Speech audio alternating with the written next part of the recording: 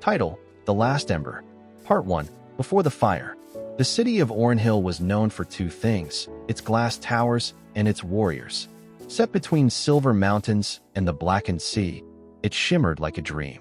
But for Leon, a 22-year-old mechanic with calloused hands and quiet eyes, it was just home. His world was simpler than the steel giants around him. It was made up of oil-stained gloves, old engines, and her, Elira. Elira was the kind of girl people noticed. With raven black hair and eyes like dawn over snow, she worked at a bookstore that smelled like secrets and paper. She loved poetry and hated the sound of breaking glass. Leon adored her from the first time she called him Metalhead for fixing a broken lamp in the shop without asking. For 2 years, they were inseparable. He fixed things, and she read him stories while he did. But then came the summoning. The eastern border of the kingdom had cracked, a tear in the sky had opened, and from it came things no one could name. The Rift War had begun. Every able-bodied man was conscripted, and Leon, with his sharp reflexes and uncanny ability to feel machines, was drafted into the 7th Mechanized Division. The night before his departure, they sat on the rooftop, wrapped in a threadbare blanket, watching the floating lanterns of Orenhill drift into the sky. He promised he'd return. She promised she'd wait. "I love you," she whispered. "I'll come back with the stars," he said. But war devours time like fire does air. Leon quickly learned that this war wasn't just guns and gears. The rift was a wound in the world, and what bled through it was monstrous. Wraiths that could scream you blind, shadows that rewrote your memories, beasts with eyes in their chests and voices that mimicked your mother. His unit was tasked with operating Sentinel suits, ancient exo-armors built from pre-rift tech, powered by Ethereum, and bonded to the minds of their users. Leon's affinity with machines made him one of the best. They called him Ember 1. He stopped writing after 6 months. Not because he didn't want to, but because letters stopped coming back. Back in Orenhill, Elira had changed. The war was distant to those untouched by its horrors. Her nights grew longer. She cried at first, waited, but then the letters stopped. People told her it meant he was dead. "He probably died in some forgotten trench," one man said at a tavern. She drank too much that night, and that's when she met Darius. Handsome, wealthy, the heir of a merchant house that supplied arms to the front lines. He whispered comfort, promised safety, and slowly, guilt twisted into silence. When Leon was declared missing in action, she accepted Darius's proposal. She never told him the truth about Leon. She buried that part of her heart. 2 years passed. Then, during the siege of Vareth, Leon's unit was ambushed by Rift Spawn. His sentinel was torn apart, and he lost his right arm. Half-conscious, bleeding out in the ruins of a burning tower, he activated his last flare. He should have died, but something answered. From the rift itself, a silver flame descended, a being calling itself Vale, a forgotten guardian of the border between worlds. "You should be dead," it said, "but you burn brighter than most." Vale offered him a choice: let go, or live, changed. Leon chose vengeance. Vale rebuilt him, fusing old Sentinel tech into his body, crafting a prosthetic arm powered by raw Ethereum, and awakening latent abilities, the power to manipulate metal and flame. He became something more than a soldier. He became Ashborn. Now, with the war's tide turning, Leon was coming home. But not to find Elira. He only wanted peace. Or so he thought, until he saw the wedding announcement. Elira and Darius, joined in union at the Sky Chapel of Orenhill. The fire inside him, long buried, sparked once more. Part 2. Ashes in the Wind. Leon had never meant to return to Orenhill. After 2 years in the Riftlands, the city felt alien, too polished, too quiet. He walked through the market, hooded and unnoticed, his metal arm wrapped in cloth. The scent of spiced bread and street oil filled his nose, familiar but distant. People moved past him, laughing, bartering, living, as if the world hadn't cracked open beyond the mountains. He had planned to check in with the War Council, file a report, and vanish. But the moment he saw the banner fluttering over the marble steps of the Sky Chapel, all of that changed. Elira and Darius, united under the eye of the heavens. Ceremony, tomorrow night. He read it once. Then again. His heart didn't break. It burned. That night, he stood on the cliffs outside the city, his mind unraveling. Vale's voice stirred within the Ethereum core that beat faintly in his chest. The pain anchors you, but it also blinds you. I trusted her, Leon whispered. She left me, replaced me. She feared death. You walked through it. The wind howled over the cliffs, carrying the echoes of the war. Leon unclenched his hand. The prosthetic fingers hissed, steam rising from the joints. He didn't cry. He couldn't. But deep within, a vow ignited. She would look him in the eye again, and she would see what she had lost. The next day, Oren buzzed with ceremony. Darius, dressed in golden silk and self-importance, smiled for the cameras. Elira stood beside him, beautiful and numb. Her dress shimmered like starlight. The guests whispered praises. No one saw the coldness behind her smile. No one but Leon. He watched from the crowd, standing beneath a tree like a shadow. For a brief moment, Elira's gaze swept across the people and paused. Their eyes locked. She went pale. Leon didn't move. He only turned and disappeared into the mist. That night, fire erupted in the eastern quarter. A rift spawned. A flying, serpentine horror emerged from a hidden gate torn open by rogue mages. Panic swept through the city. The Sky Chapel went into lockdown, guards scrambling to protect the elite. But it wasn't soldiers who stopped the creature. It was him. People saw a man with fire in his veins rise from the shadows, hurling metal like lightning, moving with a ghost's speed. The beast fell screaming, its body burning from within. The hero disappeared into smoke, leaving only ash. They called him the Ashborn. Elira heard the name that night, and something in her chest twisted. Did you know him? Darius asked casually. The Ashborn. She stared out the window, gripping her necklace. It was the one Leon had given her years ago. She still wore it, though Darius thought it was a family heirloom. No, she lied. Just a myth. But she knew. She knew it was him. That same night, Leon slipped into the War Council's chamber. The generals stood when they saw him. 2 years ago, he was a mechanic. Now he was legend. Ember 1, General Harrow said. Or should we say, Ashborn? I'm not interested in medals, Leon said. But I want to know who opened the rift near the city. There's suspicion, Harrow said, lowering his voice. We believe House Vexer may be involved. They're linked to illegal Ethereum trafficking.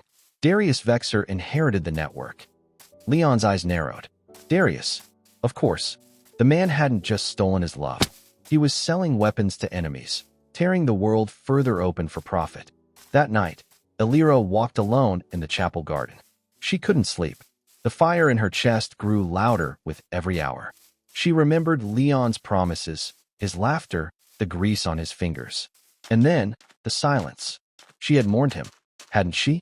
No, she had run. From pain. From waiting.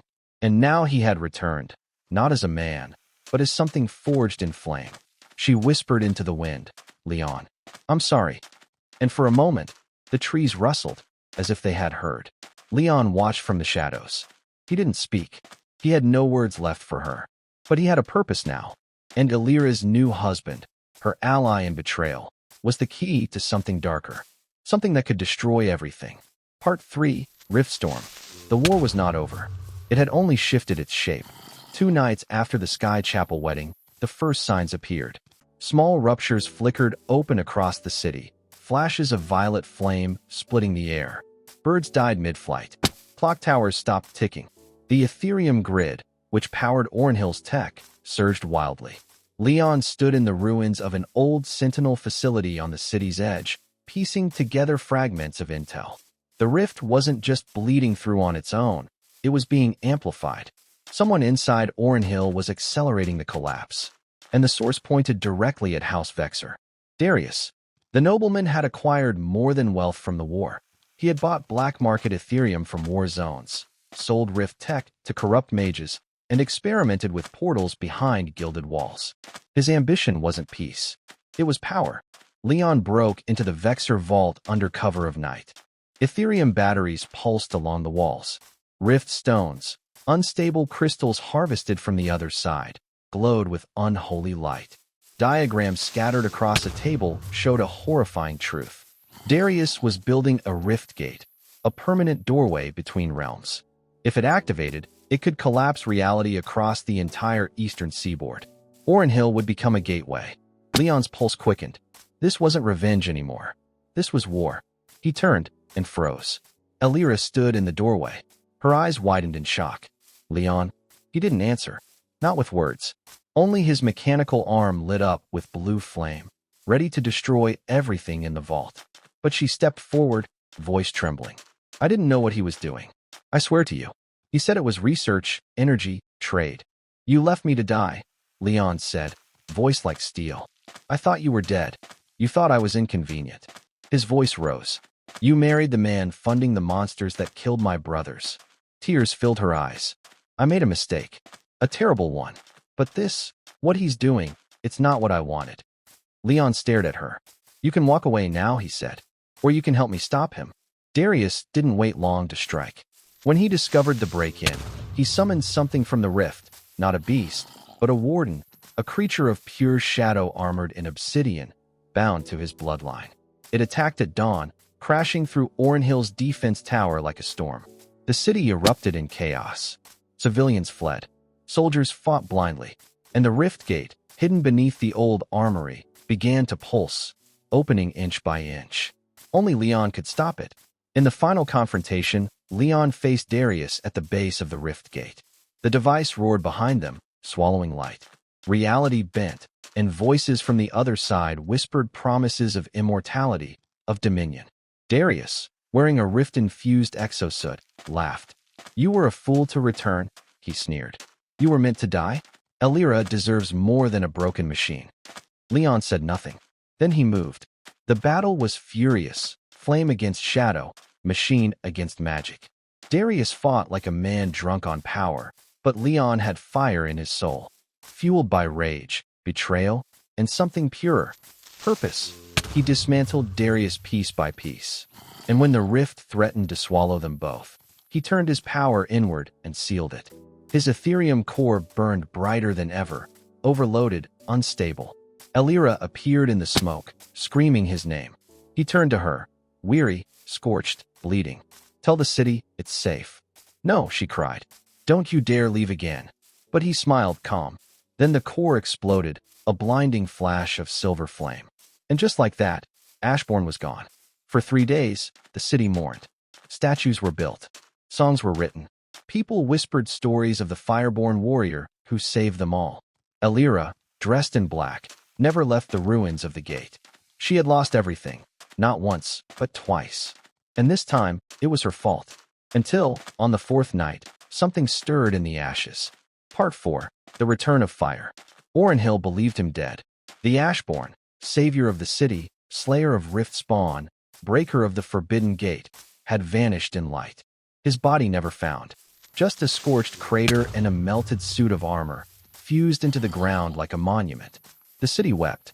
Children left flowers at the ruin. Soldiers whispered prayers. The war was over, but peace tasted like ash. Elira did not leave the site for days. She sat among the rubble, silent, broken, haunted by the weight of every choice she made. In one hand, she held the charred remains of Leon's old pendant, the one she'd worn even after marrying Darius. The chain was twisted, blackened, but somehow, it still pulsed with faint warmth. Until, one night, it sparked. Deep beneath the surface, in the ruins below the rift gate, life returned. Leon had not died. Vale, the ancient guardian of the border, had pulled him through the collapsing gate in the instant before detonation. Inside the rift's heart, time folded differently. Minutes stretched into weeks, but Leon endured. His Ethereum core had burned out, but something greater had awakened. He had become more than machine, more than fire. He had become the last warden, a being reforged by both realms, carrying the essence of balance between the worlds. When he returned, walking barefoot from the crater at dawn, the city gasped. The Ashbourne reborn. They gathered in the thousands to see him. Not in armor now, but in robes of molten silk, his right arm still mechanical, but glowing faintly blue, no longer hissing. It was alive, connected to him like muscle and soul. His eyes held fire and mercy.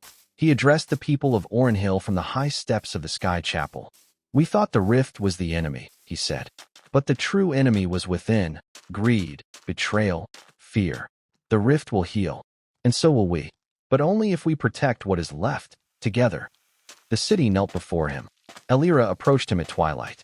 She wore no jewelry, no title, Just the look of someone who had seen her reflection in a broken mirror and finally understood. "I don't deserve to speak to you," she said softly. He looked at her, the girl who once read poetry in a bookstore, who waited, who wavered, who fell. "You made choices," he said. "We all do." "I should have waited." Leon tilted his head. "No, you should have fought." Tears fell silently. "I'm sorry," she whispered. He looked past her, to the glowing horizon. "I know, but forgiveness was not the same as love. Not anymore." Her punishment wasn't fire. It was living with the memory of what she destroyed. Darius was gone. House Vexer stripped of its power, disgraced. She no longer had title or influence, only truth. Elira left the city a week later, choosing exile in the Western Isles. It was said she opened a small library there and never remarried. Some say she lit a candle every night, whispering a name to the stars. But Leon never visited. He stayed in Orenhill, not as a soldier, but as a guardian. He rebuilt the city's defense systems. He taught children to respect the fire, not fear it. He forged new sentinels, not machines of war, but protectors of peace. And when a new tier opened far to the north, he went, not to fight, but to heal it. The rift whispered still, but Leon had learned to listen. Because even in the deepest shadow, there is always a last ember.